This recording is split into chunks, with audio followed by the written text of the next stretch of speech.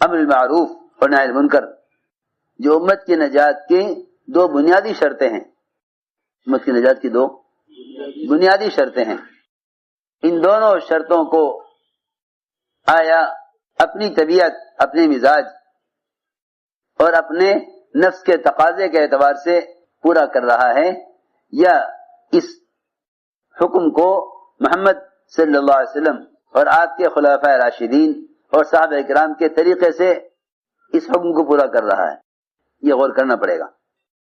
اگر دل میں ذرے کے برابر بھی منکر کرنے والے کی تحقیر ہے تو اللہ تعالی ایسے لوگوں سے منکرات سے روکنے کا کام ہرگز نہیں لیں گے، چاہے وہ کسی درجے کے لوگ ہوتے ہوں۔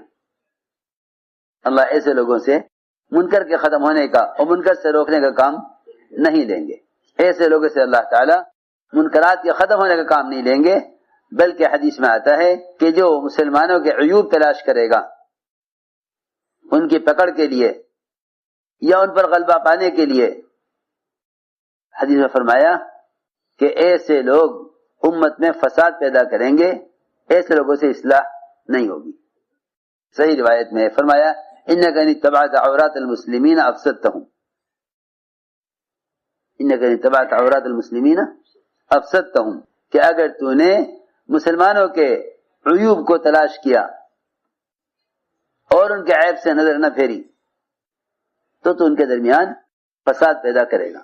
میں نے غور کیا، جتنا بھی مسلمان جماعتوں کے درمیان فساد ہے یہ ایک دوسرے کی اصلاح میں نبوت کے طریقے سے ہٹے ہوئے ہیں، ایک دوسرے کی اصلاح میں بالکل پکی بات ہے، یہ ایک دوسرے کی اصلاح میں نبوت کے طریقے سے ہٹے ہوئے ہیں۔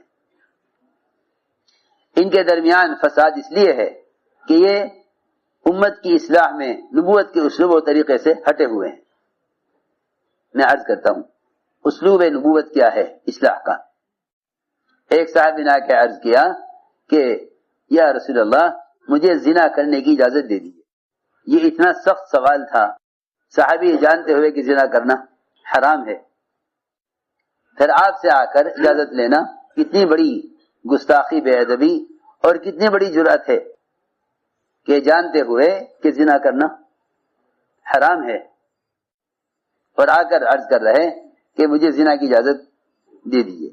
آپ صلی اللہ علیہ وسلم نے ان کے اس سوال پر ان پر کوئی حکم نہیں لگایا، ان پر کوئی ڈانٹ ڈپٹ نہیں کی، ان کو اپنی مسجد یا اپنے ماحول سے نکال نہیں دیا، یا ان کے اس سوال کرنے پر آپ نے ان پر کوئی حکم نہیں لگایا کہ یہ آدمی فاسق ہے یا یہ آدمی فاجر ہے یا یہ شخص برا آدمی ہے، یا لوگوں میں اس کا اعلان کیا ہو کہ بھئی دیکھو فلاں آدمی اتنا برا ہے کہ وہ ہمارے پاس آیا تھا زنا کی اجازت لینے کے لیے۔ آپ صلی اللہ علیہ وسلم نے اس کو بٹھایا اور بٹھا کر یہ فرمایا کہ تم زنا کی اجازت مانگ رہے ہو، اور یقینی بات ہے جس سے بھی تم زنا کرو گے وہ عورت کسی کی بیٹی ہوگی یا کسی کی بہن ہوگی یا کسی کی بیوی ہوگی۔ کہ ہاں یا رسول اللہ بات تو ٹھیک ہے۔ آپ نے فرمایا کہ تم یہ بتلاؤ اگر کوئی شخص تمہاری بیٹی، تمہاری بہن، تمہاری بیوی کے ساتھ یا تمہاری کسی رشتے دار کے ساتھ یہ حرکت کرے تو کیا تم برداشت کر لو گے؟ نہیں، ہرگز برداشت نہیں کروں گا، ہرگز برداشت نہیں کروں گا۔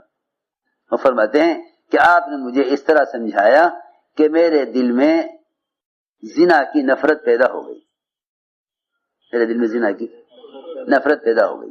منکر سے روکنا تو ایک بنیادی امر ہے، لیکن اس کے آداب، اس کی شرائط لوگ نہیں جانتے۔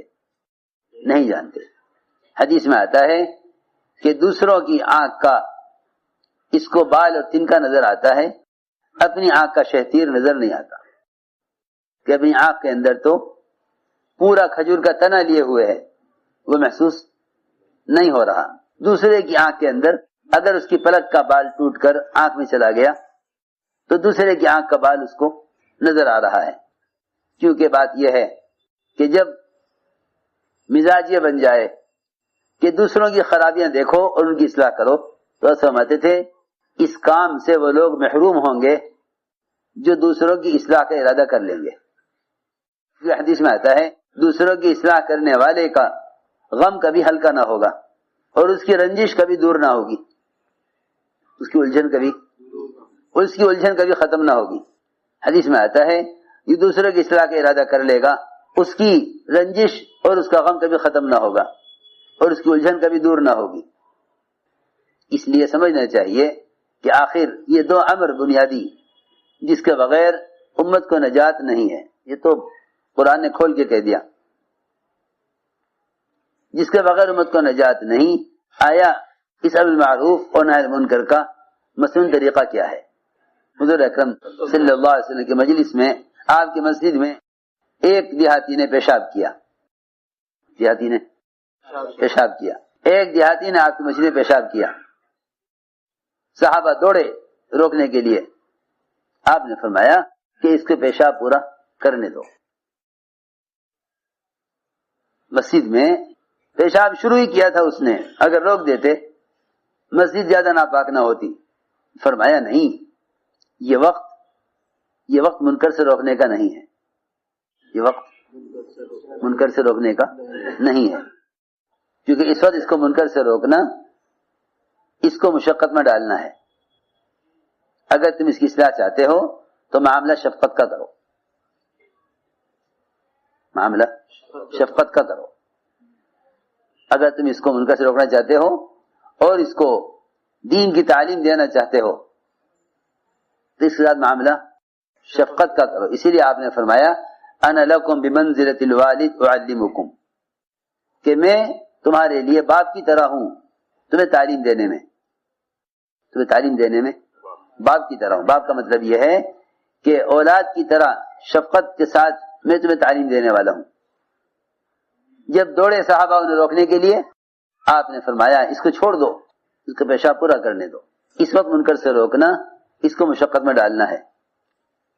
اگر تم اپنے آپ کو اس کی اصلاح کا ذریعہ بنانا چاہتے ہو تو تمہارے لیے پہلے اس کے ساتھ معاملہ شفقت کا کرنا ہوگا. چنانچہ آپ نے صحابہ کو روک دیا اور اس کو پیشاب کرنے دیا.